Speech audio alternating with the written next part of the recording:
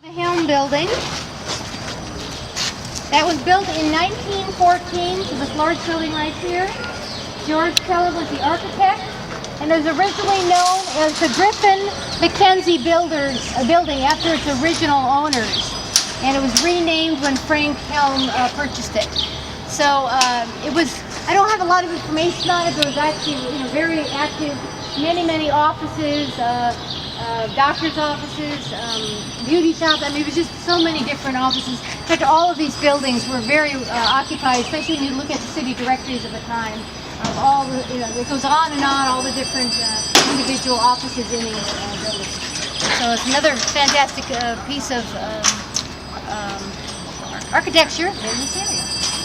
All right, so I have my final theater to talk to you guys about today. It is the Strand Theater, which you can see it here next to the construction of the Crest building, which is the one right here. It says Crest up there still, this blue bird building. The Strand Theater was like the second incarnation of that spot. Previously it had been the Fresno Photo Theater. The Laval image was taken during World War I. Fresno Photo Theater is like Fresno's first movie theater, but more like a storefront movie theater where they had just converted a storefront space into a theater, not really built only for movies. That's about all I know about the Strand Theater. Oh, 700 seats were in the Strand Theater. I do have a bit more about the Crest building and the history of the Crest stores.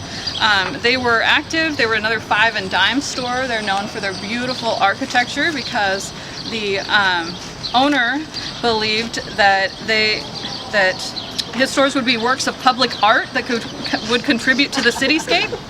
And in the early years, he was they moved out of the city later than others. They were also very active during the civil rights movements. A lot of their lunch counters, which were segregated, were places of sit-ins during civil rights movements. Crest stores. There's a lot on the National Register still, like downtowns, Main Street, USA, for the first half of the 20th century. All over the country, there's still Crest stores because they were architecturally interesting. And so it's great that we still have ours as well. And that is it. And also, too, this was the site of the Grand Central Livery Stables. Oh, right. Thank you. The Grand Central Hotel, which I'm going to be talking about when we get a little bit closer there, was in this general location. So according to the early maps, they had to have a lot of horses, obviously, for the hotels during that time and for transportation. And so there was a number of different livery stables here, but this was the general location.